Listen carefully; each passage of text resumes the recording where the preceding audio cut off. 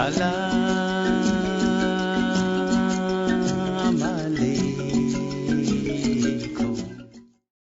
with what our House of Ummah stands for, inshallah ta'ala. It's very difficult. Haji Ismail Omar doesn't want any titles. But the work that he has done thus far, and he, inshallah ta'ala, is going to continue to do with us, we want to give him a title. We want to recognize really these efforts, explained by, Sheikh Saadullah, the Sheikh, for the Sheikh Hassan, but he doesn't want. He just needs the Ummah to be united. May Allah, inshallah, indeed bless us with the united Ummah, inshallah ta'ala. I want to welcome Brother Ismail Omar to, inshallah, address us more on House of the Ummah.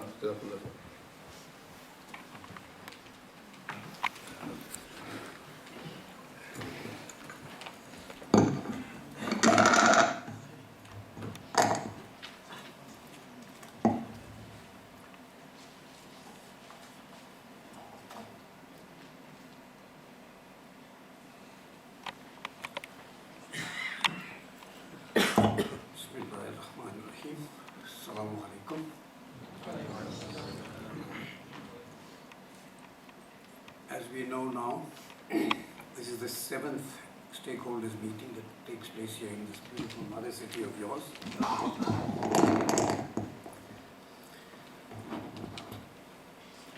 And it is significant that Islam goes back, the history of Islam goes back to over 300 years in this city. So the roots go deep, and it's an honor to be in the city, which from where our roots grew. It's a hard act to follow our firebrand Maulana and our epitome of sincerity, Sheikh Talib. So I'm going to focus on what the House of Ummah is, where we're coming from, and where we hope to go to. So you'll have to bear with me, because this is part of a process, and we are reaching actually the tail end of one phase of the process. I've been frequenting the cities of this country in this work, including this city, and I start with the premise that we must accept that we are a fractured ummah, and that we need to introspect and reform. The challenges that our Sheikh spoke of can only come through introspection and reform if we want to realize not only the ideals of the constitution of this country, but the constitution of our way of life. It was here when I came and I walked the streets that I first learnt that people in this part, the Muslims in this part of the world, felt that our brothers in the north and the east looked down upon them, whether academically or Islamically. It was one of the disturbing things that I learned, that we created distinctions in so many fields, but even regionally, there was an attitude of condescension towards the Cape. And I want to say to the people of the Cape that actually I learned something that I'm trying to take back to the east and the north, and that is, those are the characteristics of tolerance and humility, from which we have a lot to learn in the north and the east, and which you demonstrate by your example. Being in the city also brings back memories of my talks with Brother Suleiman Shabang, who I don't see him here today. How is Sheikh? There's our Sheikh Ismail Kamane, Mikhail Collier, Sheikh Eksan Hendricks, Sister Nabawiya, Sheikh Owaisi, Maulana Ali, Brother Mahmoud Sangle. There's so many others that our Rafiq Morton. In the beginning, it was a process of interaction on a one-on-one. And I was on a journey to find out where it was hurting. I learned a lot. But one of the things I learned was the hospitality that we had, whether it was in the offices of the MJC or in the mosque at Gugulet. From fact-finding to interactive sessions, and from interactive sessions to regional stakeholder meetings, which we have held across this country in our strive to bond us as ummatis regardless of our backgrounds or our diversity in search of a better ummah. So the theme of this meeting, my elders, is moving from band-aid leadership, which we see, we move from crisis to crisis, towards visionary leadership, which is what we need so that we become more focused as an ummah. But first, the background to the House of Ummah. To those of you that are new to these gatherings, I must say at the outset that we are not an organization, and we steer clear from being an organization. We are a reform initiative now driven by a voluntary group of concerned ummatis, which began as a one-on-one across the country and has subsequently become a movement for change that is generating a momentum of its own. We do not run projects ourselves. We do not have an infrastructure to do so. That is the task of the many valuable organizations already serving the Ummah, so there is no need for us to duplicate these things. In most matters, we try to promote coordination and streamlining as against duplication and creating dependencies. We do not raise or handle funds, nor do we have a bank account. But nor do we fear to speak truth to power, nor will we remain silent in the face of injustice or abuse, which has abounded in this country and which we have been bringing to the forefront. And I will refer to some of the issues that hurt us. And when it hurts our black brothers, it must hurt us equally, because if it does not, then we are not one ummah. That hadith tells us, the one part of the body pains, the entire body must feel the pain. And I've felt that pain. We have no secret agendas. Reform is our business. We stand for transparency in Ummah affairs. For transparency, and I say this pointedly, is only resisted by those that have something to conceal. We know better than many others that reform means change, and change impacts on comfort zones. So it will invite resistance, that's natural, and with resistance comes all sorts of brandings and criticisms too. That is also to be expected. But we have to hold a steady course and pursue our cause of progress. Today, reform is not just House of Ummah initiated even in our country. It is a buzzword. It is an international phenomenon that you see all around us, globally, of which we are only a small, tiny fragment. When I started, I used to hear the refrain that no, we are well ahead. In fact, we export our progress to other countries. Of course, I realized in time that that was not true. We were very much in need of importing ideas from other countries. But today, alhamdulillah, there is far greater focus inwards than has been the case, I think, for many generations. Even if some are in denial, we are slowly moving, even if reluctantly, towards new paradigms. Some even try replicating initiatives we focus upon, others try hijacking our initiatives. Doesn't matter. We welcome any positive movement that takes the Ummah forward. Because at the end it's about the Ummah, not any individuals, not any grouping. The Ummah is larger than all of us put together. Even though our focus touches upon a wide spectrum of activities within the Ummah, two issues grab our prime attention. The one is the vacuums of leadership, and the other is the racial polarization in our communities. These have been the top of our agenda, although we've been addressing a few other day-to-day issues that fall upon our laps, because reform also raises expectations. Coming from where we are, you might ask, have we been able to make a difference? Today, I think many will bear witness to the fact that in education and bursaries for the less endowed within the Ummah, interracial grievances are being addressed. You will hear later details of a scheme that plans to ensure that the most talented youngsters of school-going age in our emerging communities across the country are given the opportunity and mentorship to develop their talent right through to university and back into the community so that they could serve both the Ummah and the country.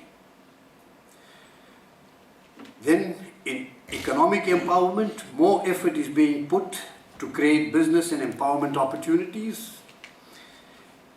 We have initiated Project 2025. In 10 years, we hope to create communities through an 8-point plan from grassroots level in order to address this neglected area of Ummah development within the townships themselves.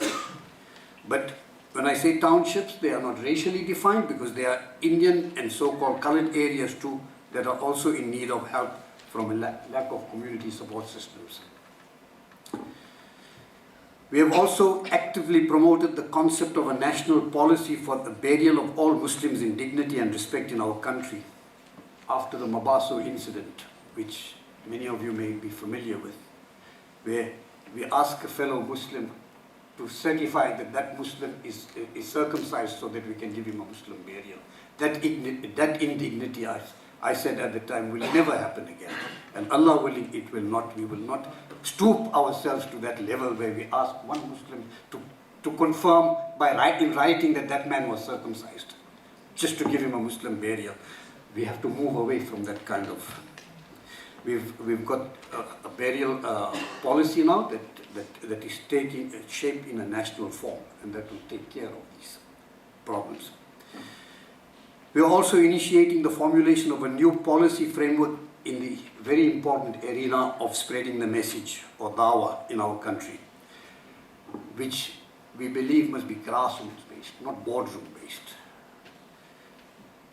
Sheikh Abu Bakr Ntenje, who's here, is the head of As-Salam. He will be speaking to us later on this initiative. We take a principled stand on making infighting and un-Islamic name-calling by our moral custodians totally unacceptable. We do not need to go to external forums to resolve our disputes. We are quite capable, Sheikh, with respect, to resolve our own disputes. We are Muslims. We are supposed to be the trendsetters, not to go to other forums. We try promoting interracial outreach programs because these have been lagging, and setting standards of engagement on equal terms, emphasizing the recognition of the dignity of all ummatis, which we see in this forum today. We promote introspection and the remobilization of resources to maximum advantage, aimed at promoting self-reliance and sustainability, distinguishing the charity of utility from the charity of futility. Then in the Imam Development Project, which is handled independently, the plights of Imams living in a twilight zone is being addressed. The plight of Imams, particularly in the townships of our country, was one that moved me to tears when I first encountered. I could not believe when I met Imams in our country whose children were going to bed hungry. This was totally unacceptable. We could send millions to foreign shores, whilst the children of our Imams, the products of our institutions, their children were going to bed on hungry stomachs on 1-2 slices of bread. And the Imams here in this room who went through that experience. We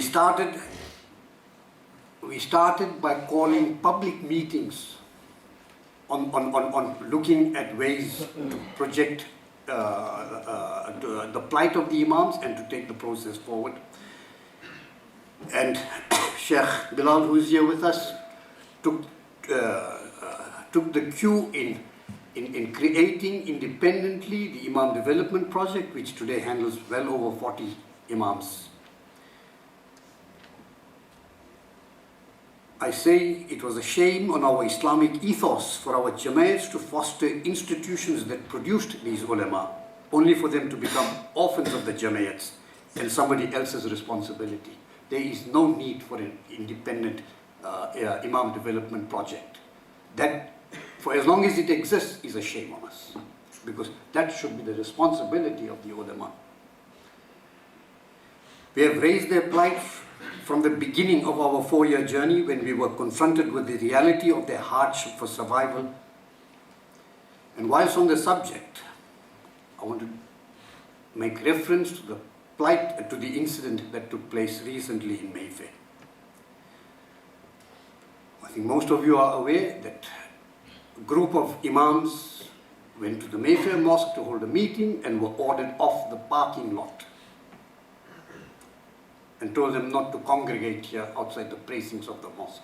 Now this has tremendous implications that go well beyond the mosque and the imams. It affects all of us as Ummatis. And I say with respect that this issue will not be quietly settled and buried by the IDP and the local Jama'at, as used to be the case in the past. It is about, this is not just about 9 imams on the support system of the IDP. It is about the worth and value of a human being in an Islamic system and in an Islamic ummah. Race issues go beyond the jurisdiction of imams and Jama'ats. They affect the core of the total ummah and will therefore be dealt with by the full spectrum of the elders in the ummah. We cannot allow such matters to be privatized or go unchallenged on the grounds that the mosque is private property and is or is not a concern of the local Jama'ats. There must be an independent inquiry into this affair so that we learn the lessons of this incident, so that we do not have these type of incidents in the future. And I say Jama'ats can claim to speak of injustices regarding the bombings that take place in Kenya, the wrongs of the Boko Harams and the Al-Shabaabs, the atrocities in Syria, the so-called terror links in Azadwal, then they cannot escape by applying band-aids regarding the goings-on in mosques under their noses, by shrugging them off as privately controlled independent matters. That is an abdication of convenience. For I ask, since when could anyone privatize the House of Allah or its precincts? Who determines the Friday rosters of these mosques? Then it's not a private affair. The fact that mosques are controlled in such free will fashion does not make it right. It brings to the fore the very Islamic nature of the system in this country that exists regarding mosques and mosque controls. It allows mosques to be run on private rules that apply selectively. It must be brought within the radar of reform of the Ummah, for it raises certain crucial questions. Is the mosque a house of Allah, or is it the house of its caretakers? Can there be such a thing as a Gujarati house of Allah, a Deobandi house of Allah, a Barelvi, a Shafi house of Allah? It is time to redefine the rights and responsibilities in the public interest, for Allah does not outsource, selective, not universal, the rights of admission and refusal to caretakers in His house. The mere fact that somebody has the audacity to use these types of argument as justification show that we have made un-Islamic values a norm by which society functions. Just as we have made intolerance a norm to justify the railings against others who choose to believe differently. I learned only recently that Allah gave us the right of jihad in defense not only of mosques, but of churches and synagogues too, for the name of Allah is extolled in these places. That is why I just love my religion, for it teaches me how to live in the real world. not just between the four walls of mosques that are semi-privatized, if not captured by different sects and control groupings. You will also hear later of how Imams would soon have the option to have a provident fund so that they do not have to retire as paupers with nothing to support them. And we are also arranging with the Islamic Medical Association medical care for Imams and their families within the areas of work of the Imams by Muslim practitioners of the area. Those of you who knew of Maulana Sema, and he's spoken of very highly by particularly our black graduates of the ulums, died a pauper with not a bean in his pocket. Surely we can do better for those that are the epitome of our moral custodianship. Let's make a start. We believe that we have made a difference by repeatedly questioning the disproportionate export of funds to foreign shores, in spite of the fact that we have poverty and starvation staring us in the face of our own doorsteps. Our Waza Ikaya campaign is bringing home the Islamic value that charity begins at home. It's an Islamic value. We need greater commitment, not token commitment, to the problems of our own region. We call for transparency in all our affairs. Brings me to the issue of tolerance and respect. We stand strongly for tolerance and respect and find abhorrent the prevailing practices amongst some scholar components within the Ummah who take pride in the ignorance and mediocrity of creating sects and dividing the Ummah instead of uniting it. No one has the certainty of truth by self-judgment.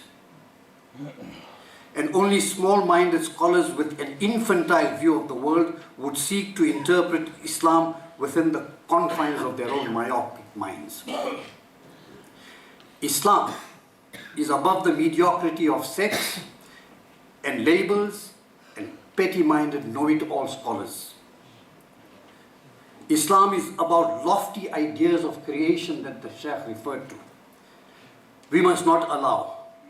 Islam is about lofty ideas of creation, not petty prejudices of those created.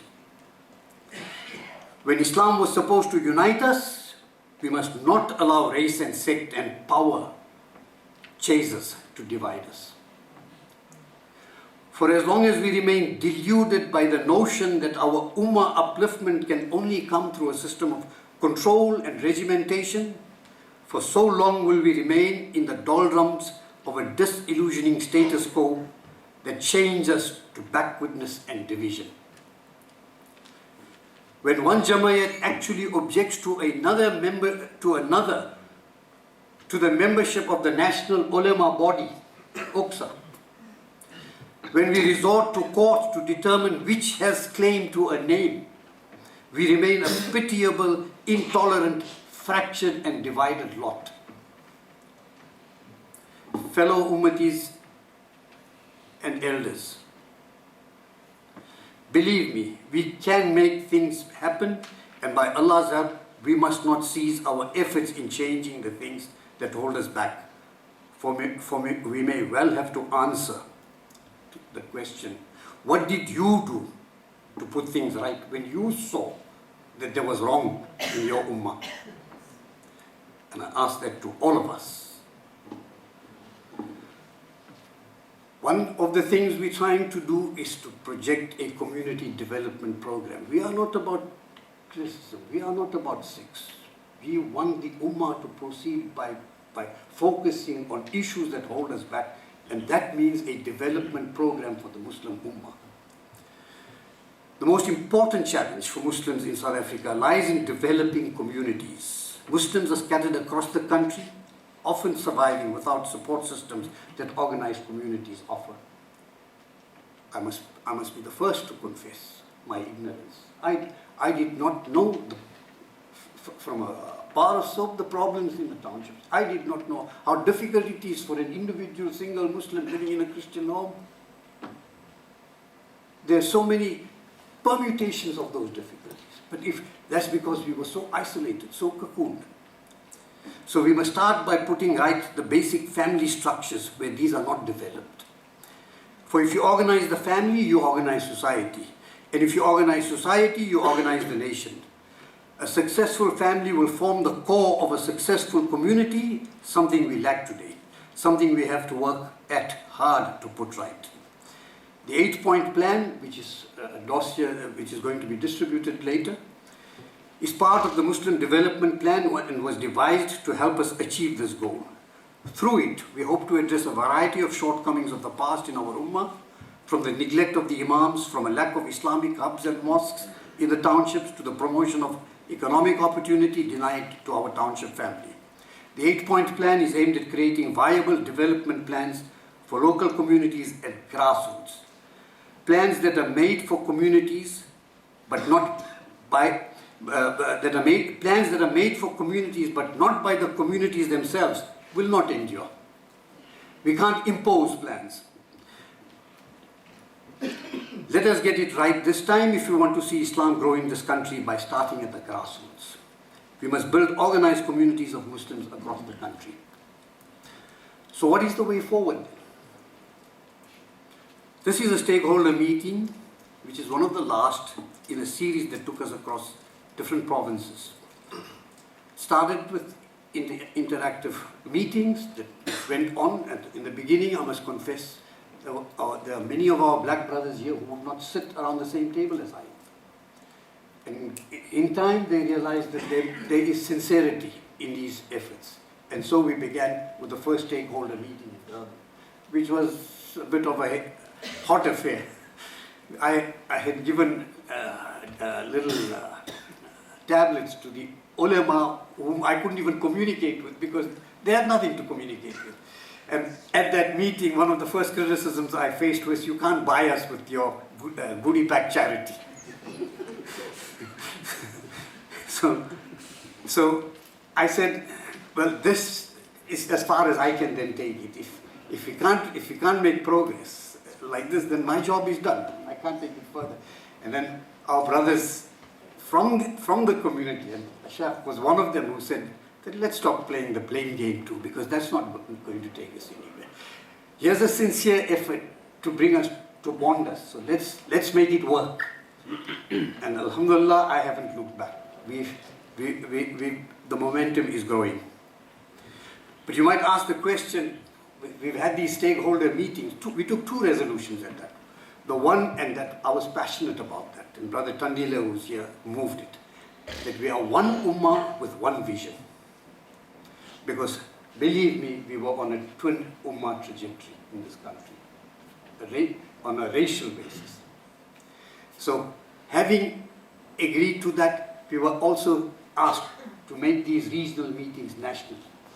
And so that is what brings us to perhaps the last leg of these regional meetings. But we don't have meetings just for the sake of having meetings, they must lead to something. So where do these meetings take us? These meetings are gradually steering us towards an embryonic, small collective leadership, where we shall put aside and rise above our personal and group differences before the greater good of the ummah as a whole. We want a small core leadership to show that we as an ummah are smaller than the ummah, not bigger than the ummah. That we do not speak for the ummah, that the ummah speaks for us. Unfortunately, Western imperialist tendencies have creeped into our systems. One of them is this highly individualistic society where any leadership of the future will have to be careful of. Leadership of the future must be away from the glare of public limelight, away from big titles and big organizational names. We must ultimately trust our leadership to the sober deliberations of a national shura process, working to promote the interests of the total ummah and not its sects or components.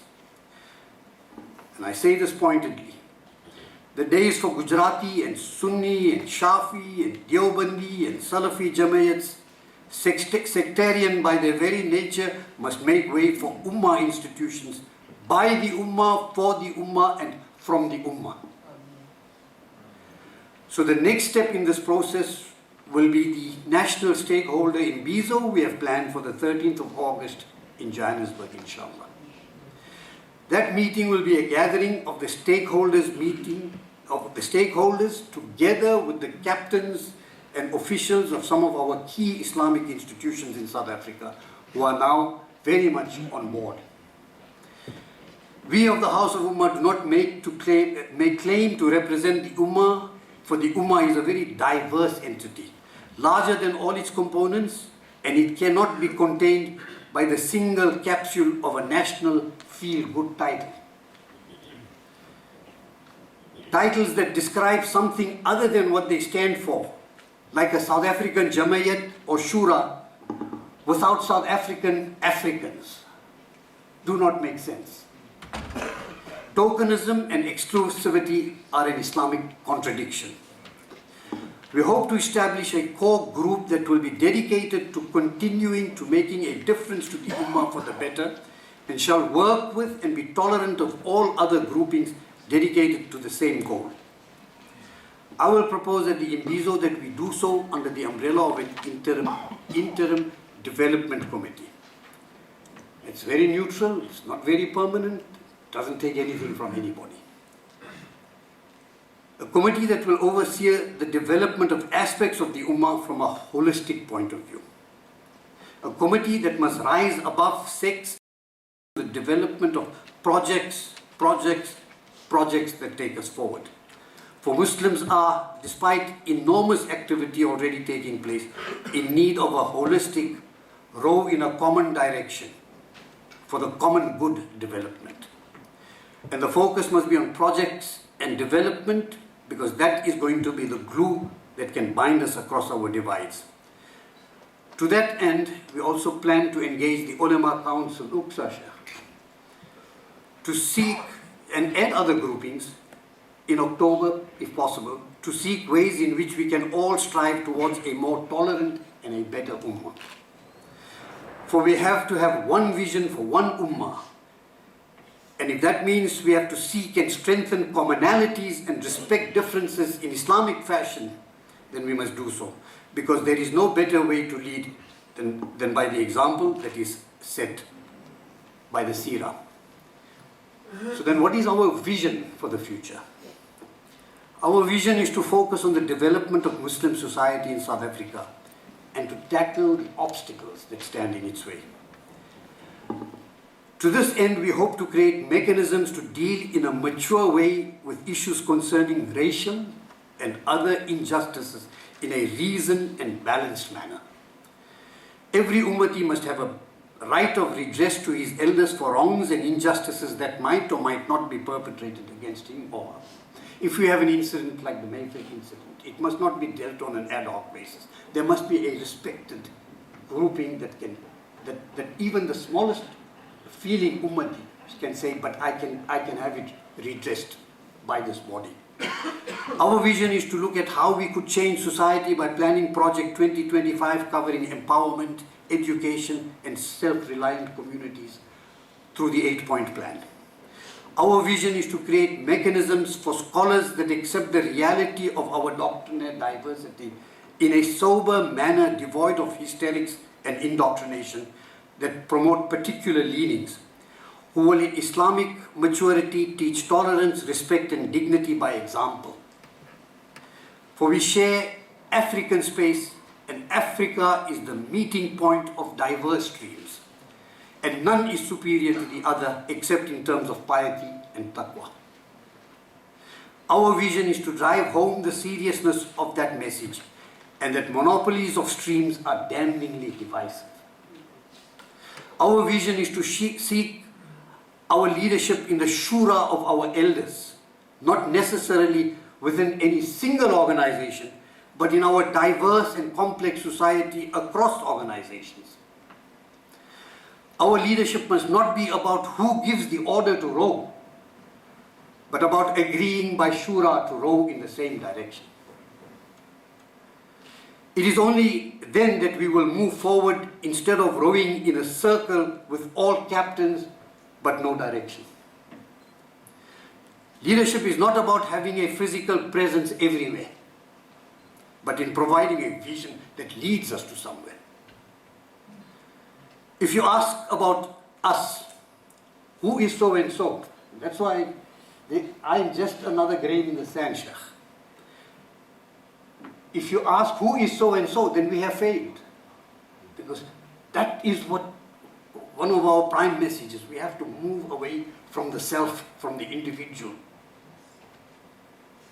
But if you ask, what does the House of Ummah mean? Then we are succeeding, for the House of Ummah is you and I and all of us striving to make a difference to our Ummah. The beginning of the shura process may not be the best. It may be full of shortcomings, but it will for the first time at least be an inclusive process,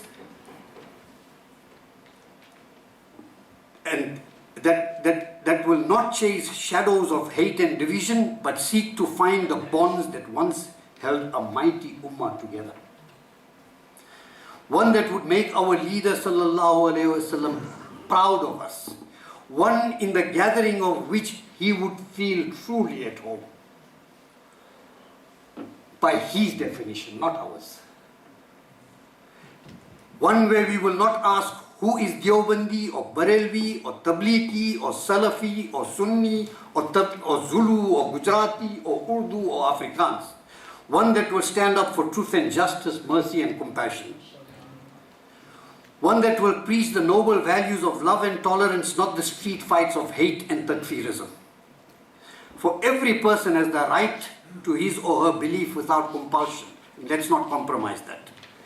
Without compulsion or fear of ridicule. Only un-Islamic arrogance would dare deny that right. We can and must only guide by hikmah and reason, Quranic injunctions we defy in our zeal to show how right we are and how wrong those that are different to us. A collective that must be able to tolerate and guide, not guillotine those that differ from them. Let us move forward asking ourselves every day, how can we be better Muslims? Let us bury our bloated egos and bring out our Islamic Ubuntu. These are challenging times for Muslims globally, and in our own country the threat against Muslims is growing menacingly. You saw what happened in Turkey last night. Division is a luxury we can no longer afford. We have to close ranks. Let us also change the image of Muslims from being perceived as bad Muslims to being good Muslims. And that is by the way we conduct ourselves. Islam in motion in the mosque is only one half of the religion with which we have become obsessed. Islam in action outside the mosques must become a practicing reality, not a weekly theoretical khutbah. It must therefore be said again, and I've said this for many platforms, don't just look like a Muslim, be a Muslim. In word and in deed. Reconstructing and healing our rifts, we have many. We accept that in this journey, Sheikh, we have of necessity been highly critical. But this is not a game of power that we play, or a sport for point scoring. This is the Ummah we live, and its aberrations, its injustices cannot be treated lightly on account of the status or the rank of individuals or organizations. We live in a real world. Islam is a way of life for real people in a real world. Its guide is for all humankind, for all times, not any particular school of thought at a particular given time in the past. We have to understand this, for it calls for introspection and sometimes a reconstitution of our psyches. Institutions designed to protect us from colonial onslaughts of the past have to make themselves relevant to the challenges of today, not a bygone age. But at the same time, it is not for us to be judgmental about the faith or sincerity of anyone. And so we reach out in this tail end of this phase of the journey to all those that share the vision of a better ummah, to help us and allow us to help you to make that vision a reality. With Allah's help and our own efforts, I know it is possible. Look at the progress we see from my first visit to Cape Town, when I was walking the streets hardly knowing anybody. And look at the difference sitting with the elders back from across the country, back in your city. Allah willing, we can and shall be a better ummah. As a minority in our country, and let us not forget, we are as Muslims a minority in this country. Let us add value to our country by showing that Muslims can make a difference to the lives of our fellow countrymen, and that by following the path shown by the Seerah, we can be better Muslims for a better South Africa. Shukran.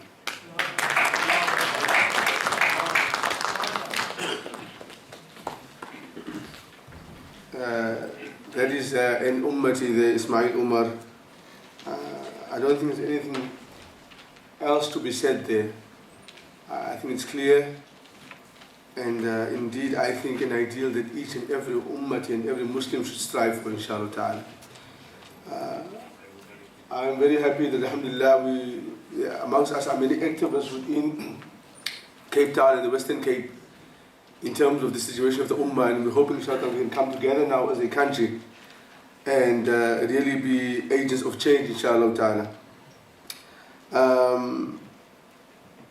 At this point in time, one thing of two sayings that I just want to, for example, mention. Abu Bakr as-Siddiq radiallahu anhu, it is inauguration.